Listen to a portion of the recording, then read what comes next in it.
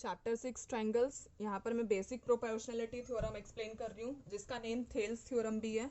तो कोई भी नेम से भी आ सकती है, आपको इसकी स्टेटमेंट भी लर्न करनी पड़ेगी। क्वेश्चन इस तरीके से आ सकता है, state and prove basic proportionality theorem और Thales theorem.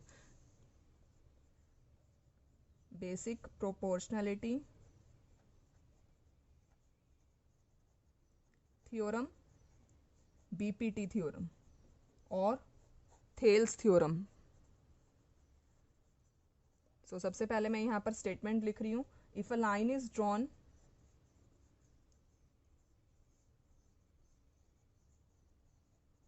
parallel to one side of a triangle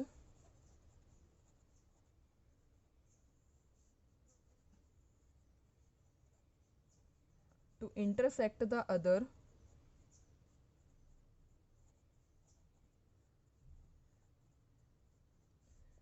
two sides in distinct points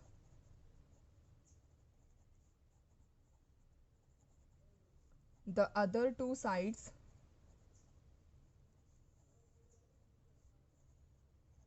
are divided in the same ratio।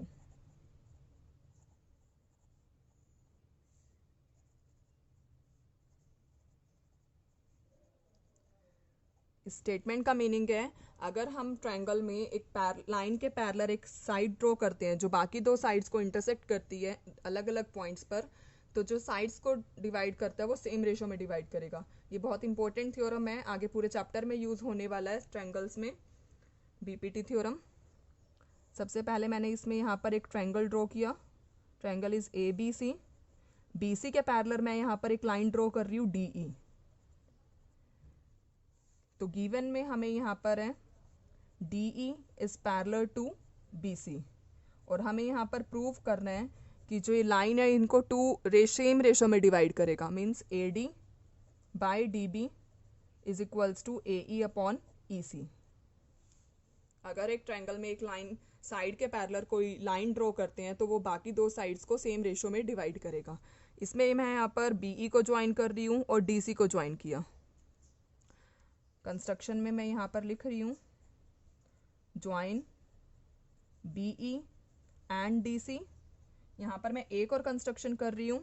एक यहाँ पर डी एन परपेंडिकुलर ड्रॉ किया on A E, D N is perpendicular on A E, और एक perpendicular यहाँ से draw किया E M is perpendicular on A D. So solution इसका ध्यान से समझना। सबसे पहले देखिए triangle A D E. Triangle A D E, मैं area of triangle A D E calculate कर रही हूँ। एरिया ऑफ ट्रायंगल का फॉर्मूला होता है half into base into height. सो ए डी ई ट्रायंगल में दो हाइट बन रही है, तो फॉर्मूला मैं दोनों तरीके से लिखूंगी। सबसे पहले मैं हाइट एम ई को कंसिडर कर रही हूँ। एम ई अगर हाइट है तो बेस इसका ए डी बन रहा है, तो क्या बनेगा half into base is A D and height is M E. इसी ट्रायंगल के एरिया को हम दूसरे मेथड से भी लिख सकते हैं। If height is D N then base is A E, so half into dn into ae. This is equation number 1 and this is equation number 2. Next, 9th class में आपने एक टॉपिक पढ़ा था, अगर दोनों पैरेलल लाइंस हैं, triangles on same base and between same parallel lines are equal in area. इन दोनों पैरेलल लाइंस के बीच में दो ट्रायंगल बन रही है। Base is D E consider कर रही हूँ मैं यहाँ पर। डी ई बेस पर देखो दो ट्रायंगल बन रही है D B E and D E C, तो दोनों का एरिया भी इक्वल होगा। सबसे पहले आपको क्या लिखना है, D E is parallel to B C, then area of B D E is equals to area of D E C. इसका रीजन आएगा triangles on same base and between same parallel lines.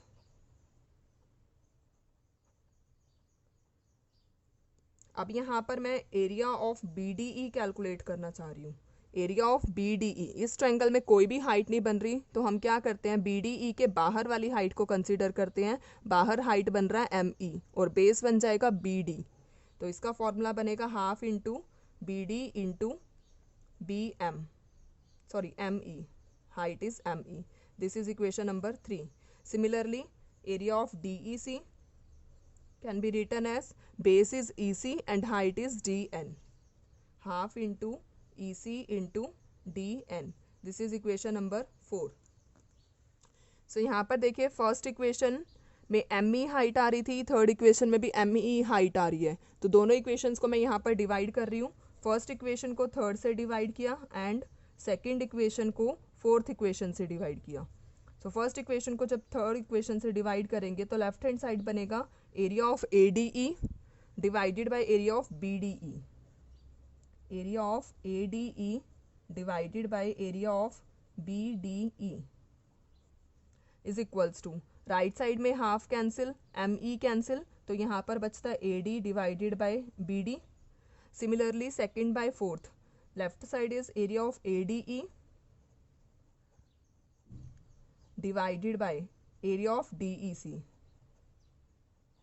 and right hand side is half cancel and DN cancel, तो यहाँ पर बचता है AE divided by EC.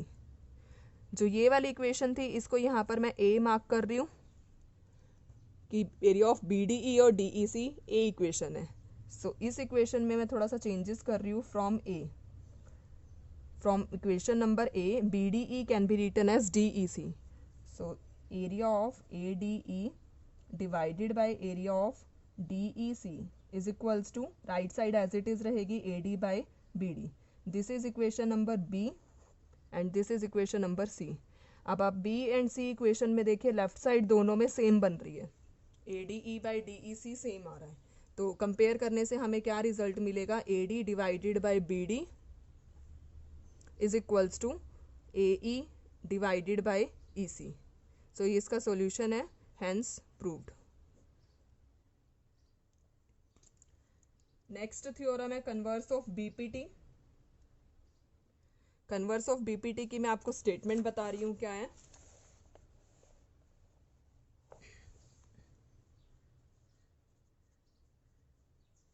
Converse of basic proportionality theorem, converse of BPT. सिर्फ यहाँ पर मैं statement आपको यहाँ पर बता रही हूँ, इसका सॉल्यूशन पार्ट नहीं एक्सप्लेन कर रही हूँ. If a line divides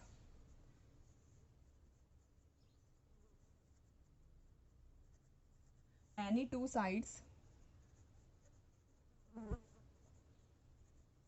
of a triangle in the same ratio, then the line is parallel to third side. Then the line is parallel to third side.